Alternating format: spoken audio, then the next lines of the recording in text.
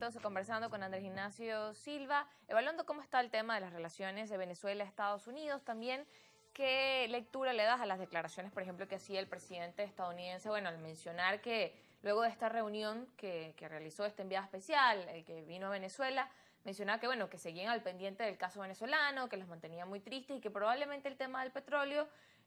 no iban a seguir con la compra. Sin embargo, vemos que, bueno, por ejemplo, en el caso de la licencia de Chevron se renovó automáticamente y, bueno, todavía sigue existiendo allí un lapso que permite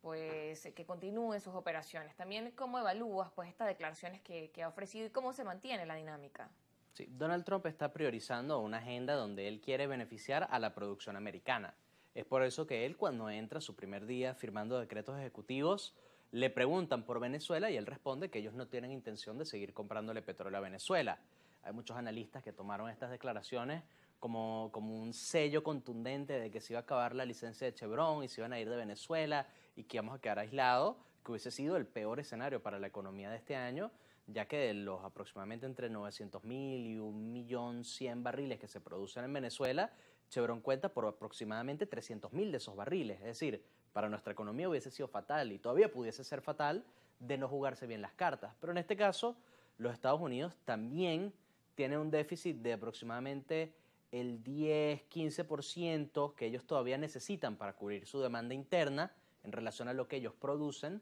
por lo que Donald Trump puede tener la intención de que en algún momento Estados Unidos sea absolutamente independiente de los demás países para la compra petrolera. Pero hay una realidad y es que simplemente no cubren la demanda para poder ser independientes energéticamente. Es por eso que él no ha emitido comunicados contundentes, no recibió a Edmundo González cuando estuvo en Washington y hasta el momento no se ha pronunciado sobre la legitimidad o ilegitimidad del gobierno en Venezuela. Y es porque Donald Trump, como un hombre de negocios, además un hombre muy del espectáculo, sabe que él no puede tomar acciones precipitadas todavía. Aunque se ha destacado la palabra de que se renovó automáticamente por muchos analistas para intentar mostrar como que esto no fue un acto simbólico del gobierno de los Estados Unidos, hay que entender que en la política todo vale y todo comunica. Y aunque se haya renovado automáticamente esta licencia, se pudo haber revocado. Es decir, hubo una intención de renovar esta licencia para seguir entablando esta negociación, por decirlo así, con el gobierno venezolano. Es por eso que Richard Grenell viene a Venezuela muy cercano a la fecha, además del fin del lapso de esta licencia. Entonces nosotros tenemos que tener el ojo muy puesto en cómo actúa el gobierno venezolano, porque ellos saben que con cómo están las cosas en estos momentos, que pareciera haber una tensa calma en Venezuela, ellos pudiesen seguir construyendo esta relación con los Estados Unidos. Pero de no saber mantener esa área gris de la que hablábamos anteriormente para que los Estados Unidos puedan seguir justificando esta mínima relación con el gobierno venezolano, pudiésemos entrar en una situación económica muy delicada para el país. Claro, y con eso sigue estando este escenario, como dices, bueno, tensa calma, pero también un escenario que empezaba en enero con mucha incertidumbre, precisamente por cuáles podrían ser estas medidas, como quizás también con esta reunión se puede, o todavía no se aclara el panorama, siguen existiendo las dudas, siguen existiendo las preguntas. Sí, en estos momentos no tenemos claridad de qué es lo que los Estados Unidos va a querer hacer, por lo menos a mediano plazo, porque a corto plazo sí pareciera haber una intención de por lo menos mantener conversaciones, y estas conversaciones han desenvuelto hasta los momentos en esa renovación de la licencia, la liberación de los presos americanos que teníamos aquí en Venezuela y otros factores que vamos a ir viendo. Está también la investigación del USAID, que va a investigar dentro de sus actores a figuras de la oposición venezolana, que esto por supuesto es de interés del gobierno nacional, porque más allá de si se declaran o no culpables a estos personajes,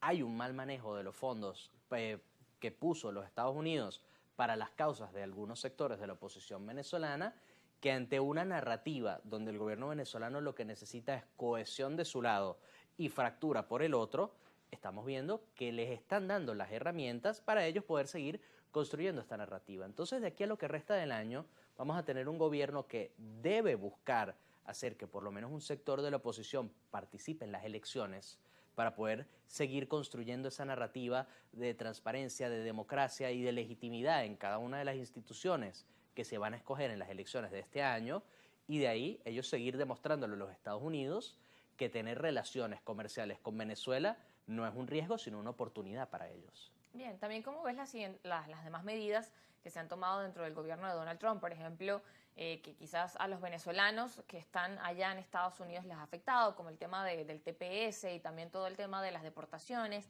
¿A cuántos venezolanos se está afectando y también cómo incide esta situación? Bueno, los 600.000 venezolanos que estaban beneficiándose de esta figura del TPS,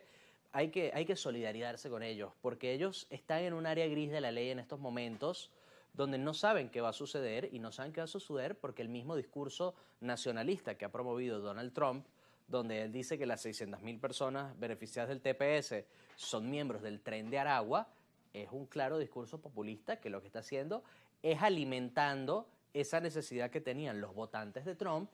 para escogerlo ante la promesa de poco a poco ir eliminando a los migrantes criminales que agarran trabajo que algún americano pudiese estar tomando, que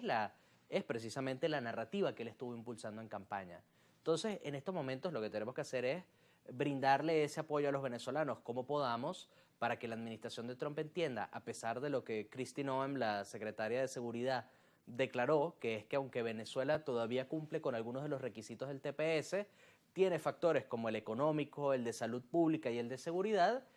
que generarían que ya Venezuela no clasifique para que sus nacionales puedan aplicar a este programa. Hay que encontrar una manera de no ejercer presión ante los Estados Unidos, pero sí demostrar que si bien es cierto que Venezuela tiene algunos índices que han estado en crecimiento durante los últimos años, estas personas que salieron del país vienen de una situación y vienen tienen un origen en su causa para querer entrar a los Estados Unidos con esa figura que no les permite simplemente regresar a los Estados Unidos, ni mucho menos están en una condición para estar recluidos, como se ha propuesto en El Salvador o en Guantánamo, con miembros del Tren de Aragua, que son precisamente una de las razones por las que ellos tuvieron que dejar su país para intentar entrar en los Estados Unidos. Claro, también otros especialistas que mencionaban ese tema, que bueno, la migración es un proceso natural y quienes deciden migrar lo hacen con un motivo específico, principalmente, bueno, de su país de origen y cómo también realmente tratar pues esta dinámica, bueno, esos venezolanos que están allá y quedan como a la deriva de saber qué va a pasar en su dinámica o en su futuro, dónde van a estar en los próximos meses. Es así, si bien lo que se revocó fue esa extensión de 18 meses que propuso el presidente Joe Biden, hay que entender que estas son personas que ya están establecidas en los Estados Unidos, son personas que han hecho vida, tienen trabajo, han criado a su familia en los Estados Unidos y esta decisión, si bien pudiese revertirse, si bien se pudiese terminar renovando igualmente el lapso del TPS, sí genera una incertidumbre muy grande en estos venezolanos que lo que están haciendo es buscando una buena vida para sus familias y aunque es cierto que Venezuela está mejorando y se pudiese un poco revisar los criterios de ese programa para ver hasta dónde se puede llevar la renovación del mismo para los venezolanos, hay que entender que el venezolano es una parte importante de la cultura americana y que para Donald Trump, desde el punto de vista de la política y de las elecciones, se puede ver muy afectado al Partido Republicano por la repercusión que va a tener que los 600.000 venezolanos ya no puedan permanecer en los Estados Unidos, sobre todo en estados como la Florida. Claro, en ese sentido, ¿consideras que esta medida, y como decíamos, bueno, de momento hay medidas que se toman, que al final, bueno, no es la definitiva, que pueden variar, que pueden cambiarse y que, bueno, que habría que esperar también en lo siguiente que publiquen? Sí, es así. Desde el punto de vista electoral, como estaba diciendo,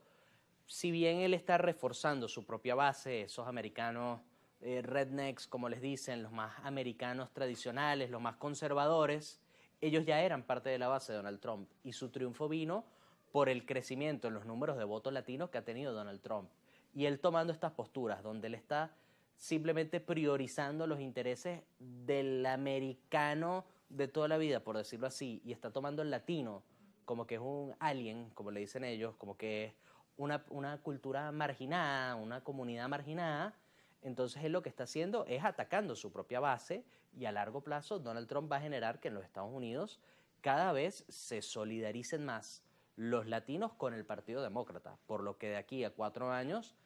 estamos viendo que uno de los grupos demográficos más importantes de las elecciones van a estar apoyando al partido contrario, lo que le pudiese costar al Partido Republicano la Casa Blanca. Claro, factores que inciden. Nos corresponde ir a la pausa, al regreso seguimos con más de argumentos. Recuerda nuestras redes sociales, @argumentos